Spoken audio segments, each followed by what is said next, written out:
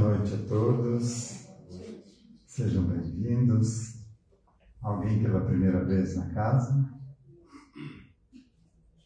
Seja bem-vindo. Vamos iniciar esse nosso estudo de hoje, lembrando que é mais um estudo do que uma palestra, então podem perguntar, fiquem à vontade. Então, aproveitando a energia desse ambiente, que a gente possa se preparar para mais uma semana de caminhada, vibrando uma prece, mentalizando esse ambiente harmonizado, mentalizando essa energia fluindo para todas as pessoas ligadas a cada um de nós.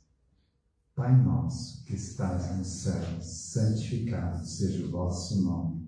Venha a nós o vosso reino. Seja feita a vossa vontade, assim na terra como no céu. O pão nosso de cada dia nos dai hoje. Perdoai as nossas ofensas, assim como nós perdoamos a quem nos tem ofendido. E não nos deixeis cair em tentações, mas livrai-nos do mal. Que assim seja. Lembrando da rifa que a gente está fazendo esse ano aqui na casa para ajudar nos custos de manutenção. Então, quem tiver interesse e puder contribuir, pode se encaminhar lá na secretaria e falar lá com a Mira, com a Darlene, com a Lídia, quem estiver lá no momento.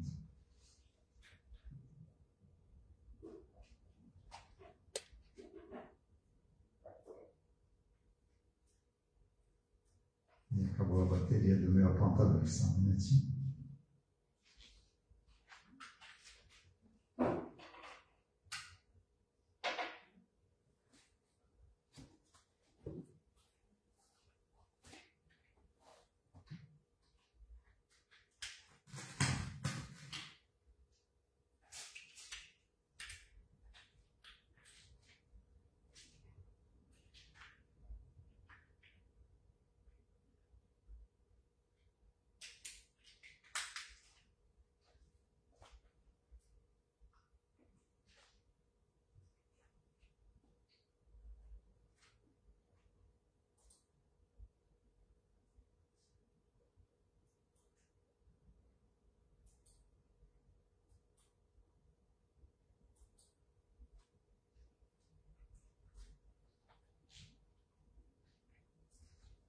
Então, o projeto Vida Consciente, ele nasceu da necessidade da gente entender o porquê das coisas que acontecem com a gente. Aqui na casa as pessoas geralmente buscam a casa por causa de alguma dificuldade, né? Acabam muitas vezes encontrando esse auxílio, mas depois de algum tempo está de volta, porque não teve esse entendimento de que nós mesmos somos os causadores de tudo que acontece com a gente. Então a gente precisa entender quais foram as causas para a gente mudar essas causas. Aí o resultado de um atendimento, às vezes nem precisa chegar no atendimento, né? A gente resolve essa dificuldade entendendo essas regras da vida. Então a gente está falando agora de transição planetária, vamos falar hoje. Transição planetária e karma. Mas antes eu achei uma figurinha interessante aqui que eu passei em outra palestra. A gente sempre quer buscar fora, ou seja, a gente foi condicionado a isso, né? Sempre terceirizar essa parte do nosso desenvolvimento espiritual. Então a gente sempre vai buscar fora e espera um resultado, como a gente vai na farmácia, pega um remedinho para curar o que a gente tem, né? Então a gente precisa rezar sim, mas tem que fazer a nossa parte, né?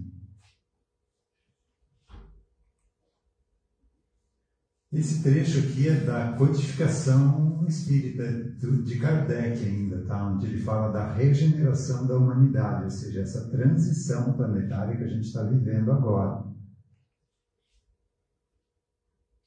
Aí pegando um trecho em Obras Póstumas, de 1866, e está falando de acontecimentos que a gente está passando agora. Aqueles, consequentemente, poderão voltar e se sentirão felizes. Voltar ao quê? Renascer aqui, nessa mesma terra. Porque isso lhes será uma recompensa. Que importa o que tenham sido e feito, se animados de melhores sentimentos se encontram? Longe de se mostrarem hostis à sociedade, serão seus auxiliares úteis, porquanto pertencerão à geração nova. Então está falando que vai mudar essa geração. Ou seja, o estilo de pessoas que vão viver aqui na Terra está mudando já. E está em processo acelerado de mudança. Diz a espiritualidade que a partir do ano 2000 não nasceu mais ninguém voltado ao mal. Lógico, isso é uma regra, toda regra tem exceções, né? Então, quando é útil alguém ainda renascer aqui para o aprendizado de outros que aqui estão, ainda é permitido, mas a caráter de exceção e não mais de regra como era antes disso. Não haverá, pois, exclusão definitiva, senão dos espíritos substancialmente rebeldes, daqueles que, pelo orgulho e egoísmo, mais do que a ignorância, se tornaram surdos aos apelos do bem e da razão, ou seja, espíritos que se comprazem no mal. Esses não podem mais renascer aqui na Terra. Mais do que ignorância, não é aqueles que pecam por não saber, é aqueles que sabem das regras e ainda assim são rebeldes e se mantêm nessa postura de orgulho e rebeldia. Esses mesmos, porém, não estarão votados à perene inferioridade. Dia virá em que repudiarão o passado e abrirão os olhos. Mesmo esses espíritos, que não podem mais renascer aqui, vão renascer em outros orbes compatíveis com o estado vibratório de cada um, em algum momento também vão entender que não vale a pena continuar teimando e se rebelando. Assim, orai por esses endurecidos, a fim de que se emendem enquanto ainda é tempo, visto que se aproxima o dia da expiação. Esse texto é lá de 1866. Infelizmente, a maioria persistirá na sua cegueira e a resistência que virá a opor mascarará por meio de terríveis lutas o fim do reinado dos que a constituem. Desvairados, estes correrão a sua própria perda. Ou seja, eles mesmos vão acelerar o processo de expurgo, provocarão destruições que darão origem a um sem número de flagelos e de calamidades, de sorte que, sem o quererem, apressarão o advento da era de renovação. E é o que a gente viu aí depois de 1866, né? As duas grandes guerras mundiais e todas as outras centenas de guerras que vêm acontecendo nesse período. Isso sem falar de outras violências, né, que não são denominadas guerras. E como se não se operasse com bastante rapidez a destruição provocada de fora, os suicídios se multiplicarão em proporções inauditas até entre as crianças.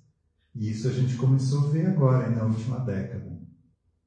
Previsto em 1866. Então, a destruição provocada pelo homem e a destruição provocada pela própria pessoa por suicídios. A loucura jamais terá atingido tão grande quantidade de homens, aqui da humanidade, né? Não só homens, mas mulheres também, antes mesmo de morrerem, estarão riscados do número dos vivos. Ou seja, mesmo que estão aqui, não estão vivendo, estão numa alienação mental já. São esses os verdadeiros sinais dos tempos, e tudo isso se cumprirá, e está se cumprindo agora, pelo encadeamento das circunstâncias, ou seja, foi natural até agora, como já dissemos, sem que haja mais ligeira derrogação das leis da natureza. Então é um processo que já estava previsto, e não é que eles tinham uma bolinha de cristal para prever isso. É que eles conhecem a humanidade, eles conhecem a história da evolução de outros povos, eles sabem que o povo aprende a passos lentos. E já sabiam que a grande maioria dos terrenos aqui de nós, seres humanos aqui na Terra, aprendemos dessa mesma forma, lentos, a passos lentos. Contudo, através da escura nuvem que vos envolve e cujo seio ronca a tempestade, já podeis ver despontando os primeiros raios da nova era, e a gente está vendo já. A fraternidade lança seus fundamentos em todos os pontos do globo e os povos estendem uns aos outros as mãos.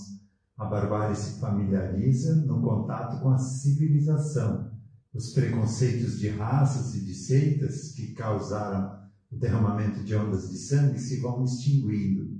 O fanatismo, a intolerância perdem terreno, ao passo que a liberdade de consciência se introduz nos costumes e se torna um direito. Por toda parte, fermentam as ideias, percebe-se o mal e experimentam-se remédios para debelá-lo, mas muitos caminham sem bússola e se perdem em utopias. O mundo se acha empenhado num imenso trabalho de gestação que já dura 1 século.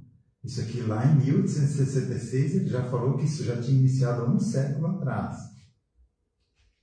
Nesse trabalho, ainda confuso, nota-se, todavia, que predomina a tendência para determinado fim, o da unidade e o da uniformidade que predispõe à confraternização.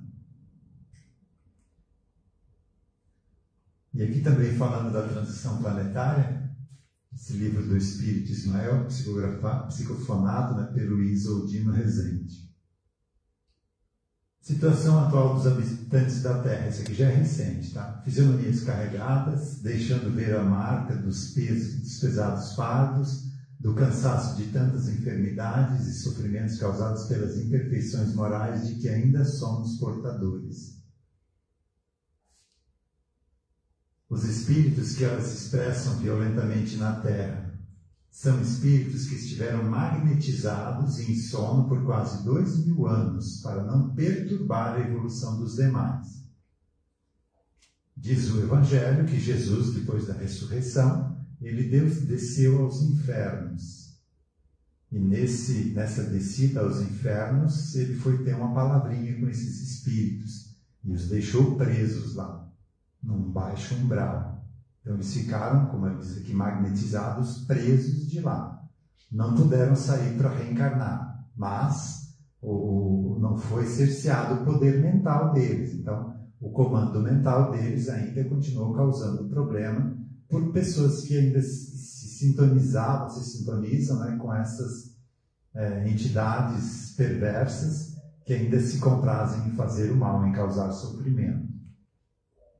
Mas nada é eterno, né? Então Jesus deu esse tempo para a gente, de 2000 anos, para que a gente pudesse respirar e tentar colocar em prática a proposta dele. Mas esses espíritos, como é a transição planetária, tiveram, cada um deles, essa última chance de encarnar. Por isso, nesse último século, aí, essas 2 grandes guerras, né? E toda a violência que a gente viu aí. Esse povo saiu desse umbral onde estavam presos e pôde fazer todo esse estrago aí que a gente viu no nosso planeta. Tiveram agora a sua última chance. Desencarnados serão exilados, ou seja, tiveram a última chance. Quando desencarnarem agora, e os que já desencarnaram, né, serão exilados para os diversos orbes conforme suas necessidades e condições. Lá viverão em extremas dificuldades, disputando alguma comida e caverna com animais avantajados e ferozes. Está falando que vão ser planetas semelhantes ao que a gente tinha aqui na era dos dinossauros, né? E sem armas, porque lá não tem tecnologia e nenhum tempo para praticar maldades. Ou seja, lá eles só vão se preocupar em se manter alimentado e protegido. Então vão ter um longo tempo, milhares de anos, vivendo assim para quebrar esse lado deles de se comprazer em fazer o mal aos outros, né? E lá nesses orbes onde estão, vão poder auxiliar no crescimento daquela humanidade. Efeitos da transição planetária: afloramento de memórias de passado, reprimidas ou ocultadas por medo, vergonha, conveniência ou culpa, que precisam de ressignificação. E isso a gente está vendo muito por aí, né? A depressão é causada por esses afloramentos de memória, a ansiedade, todo esse mal do século que a gente está vivendo, dessa dificuldade interna de se sentir em harmonia, vem dessa necessidade de expurgo dessas memórias nossas de passado. Então isso aflora não para nos causar constrangimento ou dificuldade, mas para que isso seja limpo. Então é um chamado de atenção, para que a gente olhe para isso e trate cada uma dessas situações. Necessidade de corrigenda de antigas posturas, hábitos, vícios, atitudes, pensamentos, emoções e sentimentos. Porque a gente chegou num ponto em que a gente olhou para trás e decidiu não mais continuar com essa proposta, né, de egoísmo, de orgulho, de se dar bem em cima do prejuízo dos outros, né? Mas a gente só tomou uma decisão. Agora, todo o mal que a gente fez causou em nós mesmos um hábito de sempre querer tirar vantagem do outro, de continuar vivendo dessa forma. Então, é um esforço consciente de a gente mudar esse atavismo, né, criado por todas essas existências no nosso comportamento. Então, a gente quer fazer algo, mas quando a gente vê, fez algo diferente. E isso está lá no Evangelho, São Paulo falou, né? O que sei que devo fazer, acabo não fazendo. E o que sei que não devo fazer, acabo por fazer. Ou seja, essa é a diferença entre o que a gente quer e o que a gente sente, né? Então, é esse trabalho que a gente tem agora, de equilibrar isso, para que a gente seja autêntico, tenha uma vida harmoniosa, né? Que não tenha esses conflitos internos. E os atendimentos do SEPA auxiliam no acesso a essas memórias de passado que causam essa diferença, né? Desses vícios, dessas atitudes de passado, que a gente sabe que não deve ter e ainda acaba tendo vontade de ter. Necessidade do exercício de fraternidade e cooperação. A gente está aqui para aprender a respeitar o outro. O lema do Espiritismo é: fora da caridade não há salvação. Mas caridade não é só beneficência, né? De dar uma cesta básica, um auxílio a alguém. Caridade é boa vontade para com todos, né? Benevolência para com todos, indulgência para com as imperfeições alheias e perdão das ofensas. E isso a gente só pode praticar com o outro, principalmente aquele que mora na mesma casa, né? Que está bem próximo da gente, ou que trabalha com a gente. Novas atitudes diante da vida, não mais responsabilizando obsessores. Não adianta vir aqui no SEPA querer que a nossa vida comece a ir bem dizendo que é culpa de um obsessor. Não, nós mesmos somos os nossos próprios obsessores. Ou seja, esse nosso inconsciente. Tudo que a gente fez no passado, hoje, força para que a gente continue fazendo a mesma coisa. Então não é uma interferência externa. Ah, mas não existe obsessão? Existe. Mas na estatística que a gente tem aqui de atendimento é muito pouco. A maioria das influências que a gente tem, que nos perturbam, são nossas memórias de passado. Ah, mas memória consegue interferir? Memória é um termo que a gente usa para designar isso, mas não é memória, é uma pessoa completa, ele só não tem o corpo físico, mas está ali, completinho, com costumes, com vontades, com desejos, com poder mental, mal ou bem direcionado. Então isso no nosso campo mental causa estrago na vida das pessoas ao nosso redor também. Muitas vezes, famílias que têm ali um filho viciado, você vai investigar, são os próprios familiares que estão obsediando ele para que ele se vicie. Porque os demais familiares não dão vazão ao vício, né? Têm força para segurar, aí essas memórias de passado vão em cima do ponto mais fraco. E aí ele acaba não conseguindo segurar isso, e todo mundo aponta o dedo, né? Que é a ovelha negra da família. Na realidade é só o médium da família, do grupo de viciados ali. Então, por isso Jesus falou para não julgar, né? Porque a gente não sabe o que está envolvido ali na história. Ô Paulo, Oi. Isso vale também para pessoas que não conseguem, por exemplo, fazer uma dieta, uma pessoa que é obesa, já tenta de tudo, mas assim, continua, sabe que aquilo ali está fazendo mal para ela, mas ele continua comendo de... Exatamente, ou seja, ela sabe que deve se regular na alimentação, mas não consegue. Quando vê, já foi. É uma força maior que a pessoa, né? Então, você vai investigar isso, tem uma vida onde ela morreu de fome ou fez outros morrerem de fome. Então, essa tua memória ficou presa naquele sofrimento da fome. Então, por mais que você coma, essa memória de passado não tem a tua saciedade, porque ela está fixada mentalmente naquele sofrimento. Aliás, ela não tem mais corpo físico para precisar de alimento, né? E então ela fica vibrando para você a fome. Aí você se alimenta, mas ela não recebe a saciedade. Então, enquanto não tratar essa causa, você não vai conseguir curar essa compulsão alimentar. E essa pessoa tinha que vir, né, para estar tratando a alimentação. Às vezes tinha que vir agora, às vezes tem que vir daqui um ano, daqui um século, né, ou daqui 10 vidas, a gente não sabe, né? Porque cada um tem o seu tempo, né? Então, quanto tempo que a gente demorou para vir aqui, né? Se a gente for abrir o nosso livro das outras existências, né, a gente ficou temando quanto tempo, né? E a proposta de Jesus está aí há 2000 anos. Mas antes dele também tinha essa mesma regra, né? Lá do hinduísmo, né? Conhecimento libera o karma, ou dos gregos, né? Conhece-te a ti mesmo. Então a gente não olha para dentro da gente mesmo, né? A gente acha que a causa está tudo fora.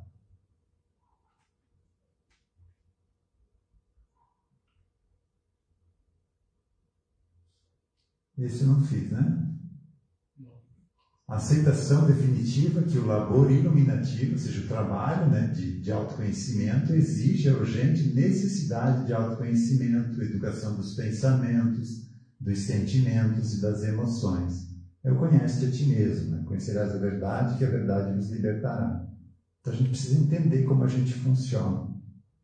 Sem entender as regras da vida ou do funcionamento do ser humano, é difícil a gente seguir adiante em harmonia. Então, quando a gente entende as regras, fica mais fácil.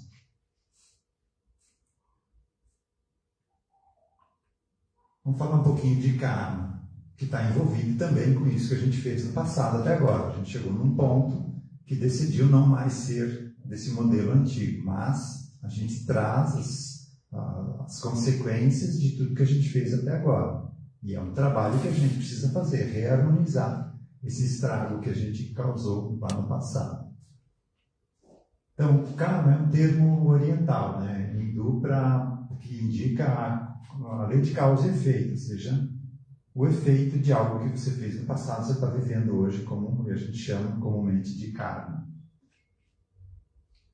Então, karma de expiação. Isso aqui é uma intervenção da espiritualidade, determinado pela lei maior. Não há como mudar, só aceitar e, de preferência, não reclamar. Independente disso, podemos tratar e confiar na solução, porque a gente não sabe quando um karma está terminando, né? Então, você vê ali uma pessoa ali na rua pedindo auxílio. Ah, não, esse aí tá com o karma dele, então eu não vou ajudar, né? Tem que sofrer mesmo. Não é bem assim. De repente, o karma dele está terminando. E o meu karma é aprender a auxiliar. Então, a gente não pode ficar apontando o dedo e saber o que acontece com cada um. Como a gente não tem esse conhecimento, eu tenho essa ideia. Se chega até mim, eu auxilio. Da maneira que eu posso, lógico, né? Só que não auxiliar da maneira mais fácil, né? Porque é mais fácil a gente dar um pouco de dinheiro para a pessoa, né? Se ela pede uma passagem, eu tento ir lá na rodoviária comprar a passagem para ela. Eu já fiz isso umas 3 vezes. Desses 3, um só que foi, 2 não foram. Mas é complicado, porque a gente tem que tirar o tempo da gente para ir lá, né? Ah, quer um gás? Você vai lá na distribuidora e compra um botijão de gás para a pessoa. Então, karma de expiação é um espírito que não está mudando. Então, vem essa intervenção para que a pessoa mude. Um exemplo disso, uma pessoa que está usando o poder de controle que ele tem, o poder de liderança dele, só em benefício próprio, prejudicando os liderados. Então, essa pessoa vem com uma deficiência mental. Ou seja, é um impositivo da lei maior para que ela não possa, nessa existência, usar esse controle sobre outras pessoas. É um freio. Então, esse não tem quem tire. Tá? Porque é o meio educativo daquele espírito. Ele não aceitou de outras formas, então recebeu esse freio para que ele tenha condições de começar essa mudança. Mas aí você não vai atender, você não tem como mudar? Não, você atende, porque se você atender, você acelera esse processo de mudança. Você atende essas personas dessa pessoa que tem dificuldade mental agora e mostra para ela, olha o que você fez, olha o que aconteceu, olha o corpo que você colheu agora. Então, você consegue trazer essas consciências ainda que se comprazem no mal a começar a repensar isso tudo, né? E a gente auxilia em acelerar esse processo de mudança. Karma programação. Essa é a própria pessoa que elaborou com seus mentores para consolidar virtudes. Não tem como mudar, porque ela mesma programou, né? É só compreender, aceitar e tratar. Então você pode tratar esses aspectos teus de passado que não concordam com essa programação que você fez. Aí fica mais fácil de você botar em prática.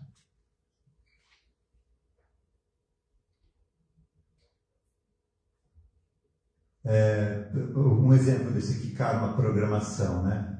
Você tem dificuldade com a compulsão alimentar, por exemplo. Aí o próprio espírito pede que ele tenha uma úlcera no estômago durante 40 anos.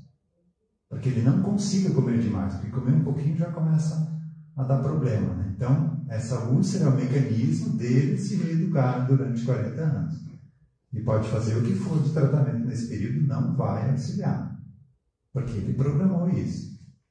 Pode curar uma semana, mas aquilo ali vai voltar, porque é o espírito que está formando essa úlcera para o próprio aprendizado. Karma consequência, restauração da desarmonia, né? Causada pelo cultivo de vícios ou desmandos, com necessidade de resgatar até a correção final. Seja saúde, configuração, psiquismo, conduta, equilíbrio, convivência, outras pessoas que ele prejudicou. Passível de tratamento como os demais, mas os resultados aparecem somente depois de escoados os resíduos pendentes e a mudança da conduta geradora. Então, se lá no passado eu prejudiquei muitas pessoas, digamos, passando a perna nelas, em negócios, por exemplo, tirando os bens delas, nessa vida eu vou vir para devolver isso para elas. Geralmente vem como corretor de imóveis. Não estou dizendo que corretor de imóveis passou a perna nas pessoas lá no passado, tá?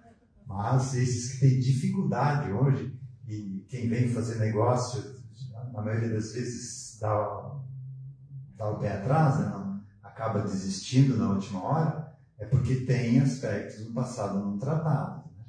Então, a pessoa chega ali para fazer negócio e ela não sente confiança, porque no psiquismo do corretor hoje vibra ainda o eu do passado que passava a perna nas pessoas.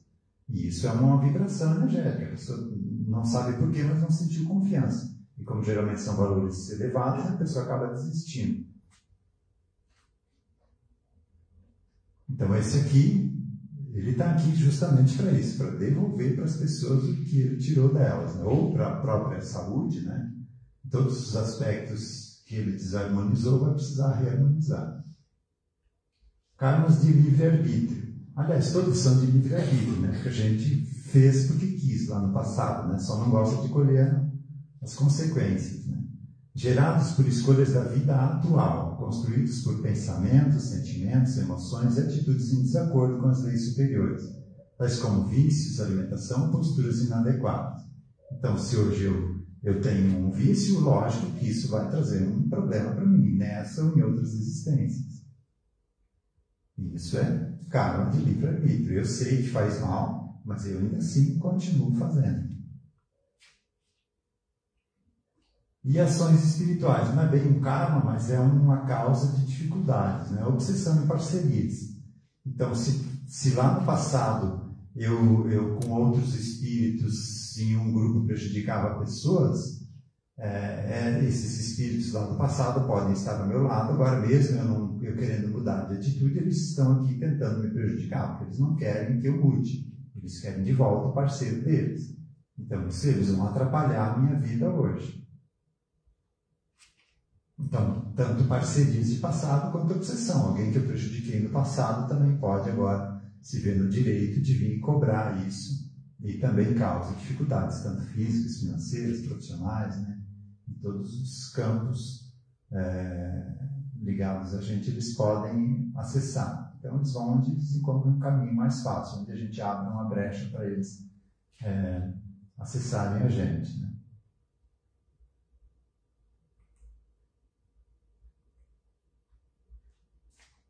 Tá bom por hoje? Dúvidas? encerrar com passe coletivo.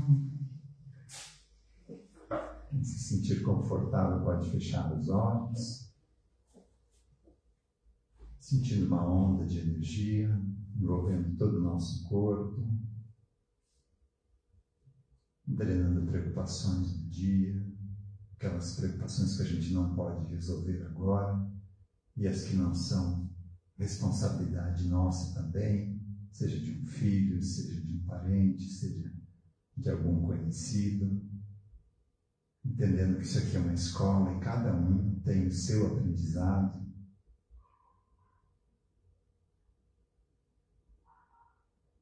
Mentalizando essa energia envolvendo o nosso lar, todas as pessoas que convivem conosco, nosso ambiente de trabalho,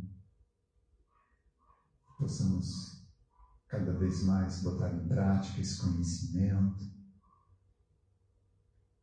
buscando forças para vencer as nossas más inclinações, e todos nós as temos.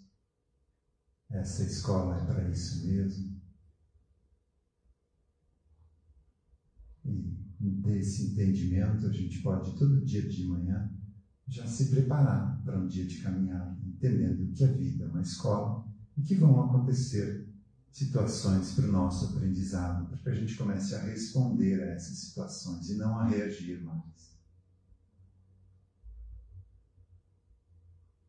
Nesse propósito de uma semana abençoada, vamos vibrar uma prece.